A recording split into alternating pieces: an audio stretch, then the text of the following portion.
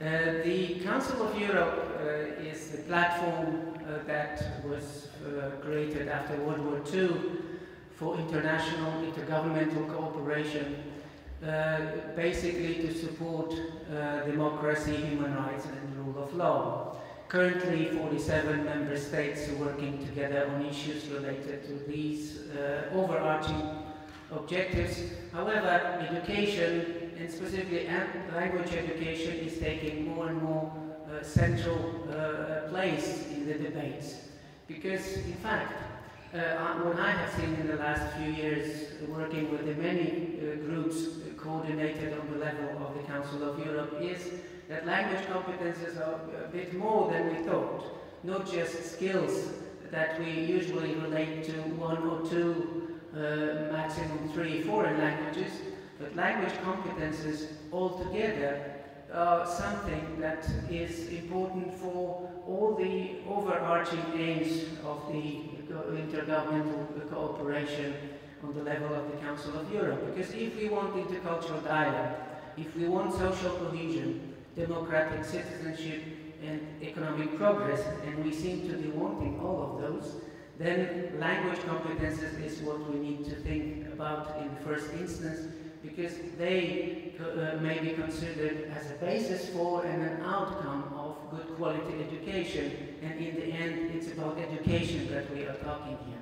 So on the level of the Council of Europe, we seem to see an agreement that it's worth promoting and supporting linguistic diversity in member states, and it's worth supporting people in Europe to develop their linguistic repertoires to such an extent that they are happy individuals, they grow as happy individuals, and they also grow as efficient contributors to their societies.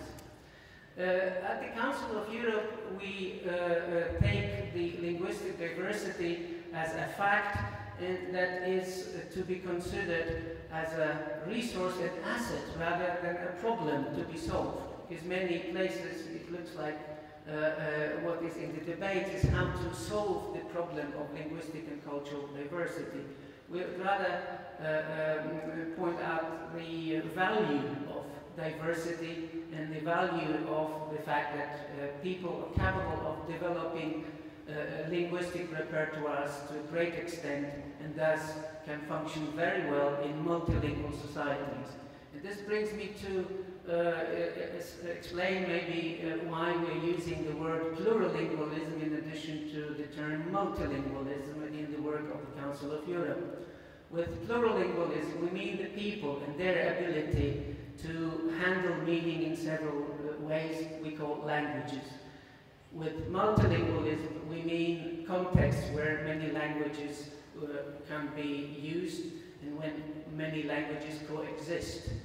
We consider this plurilingualism something positive, something that is growing, that is capable of growing to an impressive dimensions. And with this, we want to sort of soften the image of language learning as being only reserved for the talented ones, for the most intelligent ones, but not for everyone. We also want to overcome the stereotype saying that if you develop more than one language, then you run a risk to become schizophrenic because then you don't know who you are. This is not true. This is enriching, and this is fascinating to become more powerful in order to explore the world when several ways or modes of handling meanings are at one's disposal. The concept of plurilingual education, plurilingual and intercultural education that we see member states agreeing in supporting, it starts with what I mentioned before, that if we want to reach the high-level objectives in our intergovernmental cooperation, good quality education is that we need to look at, and then languages or language competences as providing both the basis and being the major output of that process. For this, we consider that a coherent approach to all languages that people are bringing into the educational processes are to be looked at supported being developed further, and in addition developing those language abilities that are guarantee for educational success of these people.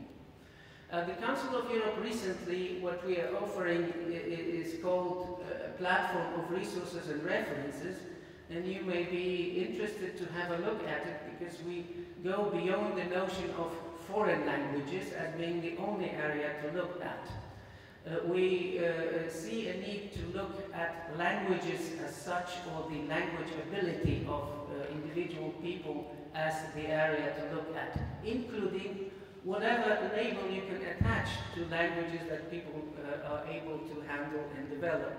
Starting with home language through the language of the playground, the language of the kindergarten, the school, the little community that people live in, throughout their life, acquiring knowledge of other languages useful in exploring the world. On this platform, that is hardly visible here, we put the learner and the languages that the learner is able to handle in focus, and displaying the whole richness of linguistic repertoire that a learner may develop, including minority languages, majority languages, regional languages, of course foreign languages, but also classical languages as languages in their own right, but also language competences required in order to get educated in a given educational context. What language competences are required to get educated in biology in a Serbian school, for example? What language competences are being supported when we teach languages in their own right, like Polish in Poland or Swedish in Sweden? This concept of plurilingual intercultural education is quite well equipped with several documents and tools, most prominently our bestseller, in fact, and a book that is bringing us in the debates wherever we go, is the Common European Framework of Reference for Languages, and its implementation tool, the European Language Portfolio. What is recently being offered is quite an interesting instrument called Guide for the Development and Implementation of Curricula for this concept of plurilingual and intercultural education. But also other interesting documents like the Autobiography of Intercultural Encounters, a portfolio-like document looking at intercultural competences and awareness raising there. The very interesting document that I would like to draw your attention to is the recommendation that was adopted in July 2008 of the Committee of Ministers to Member States on the use of the framework and the promotion of plurilingualism. In addition to the European Charter for Minority and Regional Languages, this is the highest level document adopted by all 47 member states of the Council of Europe, where certain recommendations are being made to the member states to consider implementing. And Serbia was, of course, one of the states adopting this document, meaning that every single word, I hope, was read by Serbian representatives in this document. During the last Intergovernmental Forum last year in Geneva, the 47 member states of the Council of Europe, including Serbia, agreed that it's worth looking in more detail into the rights of learners to quality and equity in education, and what role of language and intercultural skills in this is. It's an interesting collection of new documents that you may find on the web pages of the Language Policy Division of the Council of Europe, looking at the areas that I outlined when presenting the platform. In terms of structures, the work in languages on the level of the Council of Europe is coordinated by these three units. Language Policy Division based in Strasbourg, the Secretariat of the European Charter for Regional or Minority Languages based in Strasbourg as well, and the European Centre for Modern Languages based in Graz in Austria that I'm representing here. The Center for Modern Languages, founded in 1994 by 8 member states of the Council of Europe who were interested in supporting this work in addition to all the work done within the Council of Europe. They came to the conclusion that it's worth looking into additional ways how to implement policies and recommendations that are adopted on the level of the whole organization. Currently, this agreement is having 34 member states. The last member state that joined the agreement was Montenegro, and I hope that the next one will be Serbia, of course. This center is very efficiently and kindly supported by the Austrian authorities, who provide the facilities for us to work in the city of Graz. The mission of the center is to support member states in implementing policies with regard to language education that they consider useful in their context. Whenever there is a need to look at starting with an analysis of language education policies through bringing in innovative approaches and implementing approaches or instruments used elsewhere, this is a place to go. This is a place where we invite member states of this agreement to come together, to exchange ideas, to support each other in this common effort. We are organized around 4-year medium-term programs of projects that are coordinated by international expert teams. And in these expert teams, all member states have usually their representatives that come to the workshops organized within these projects. Well, in fact, we have at the moment even Serbian experts working for our projects. One of them is sitting at this table. The activities that the center is offering range from expert meetings through workshops and conferences, but we are also organizing regional events in our member states where there is a need for expertise or support or exchange of experiences in a given area. The center is able to organize and support these events.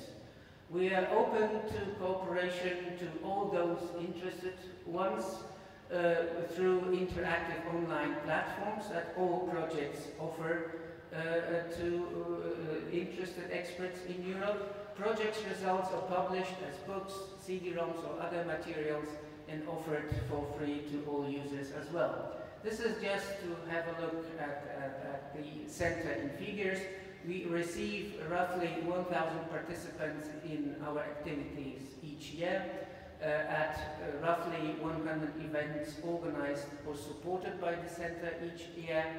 Over 20 different project groups keep working year after year on behalf of the center, and we currently offer over 100 publications for free distribution as printed copies or through our websites for downloading. The program that was concluded in 2007 has much to offer, and I would strongly encourage you to look into it and download documents or write us an email if you wish a printed copy. The current program is having a very good title, Empowering Language Professionals, and this is what we are trying to do, to empower language professionals so that they feel strong enough to bring about changes when they see that they are needed in their local contexts. Starting with national experts, going down to school level where school directors are being addressed. These 4 areas of work are currently under consideration. We are about to complete our work this year under this program, looking at issues related to evaluation and assessment, issues related to continuity in language learning, content and language integrated education, and the overarching concept of plurilingual education.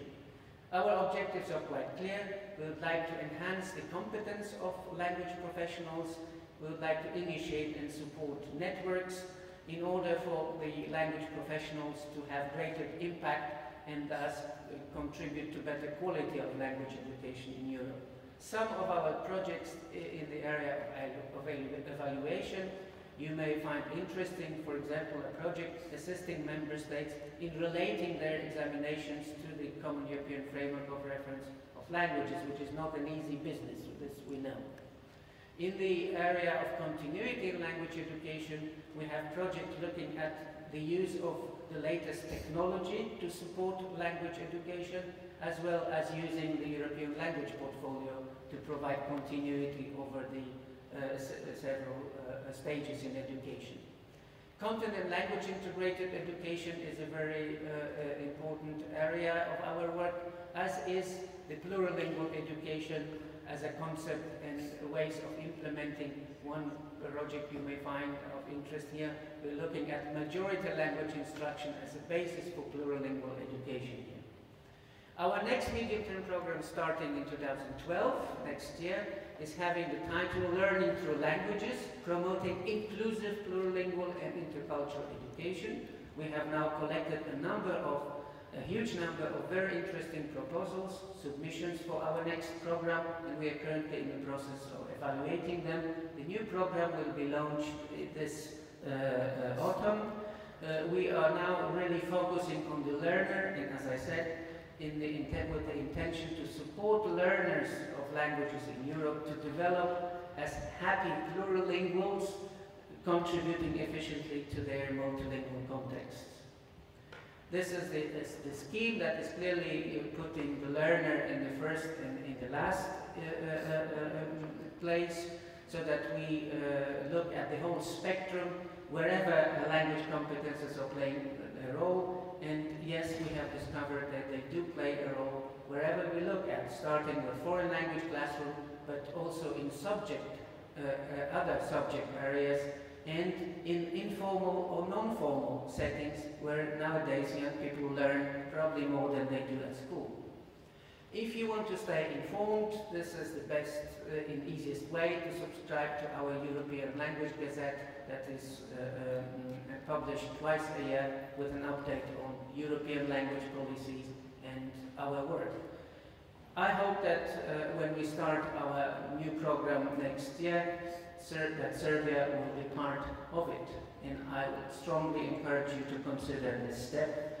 And I'm sure that at least those experts already involved in our work can provide you with evidence that it is worth. Thank you very much.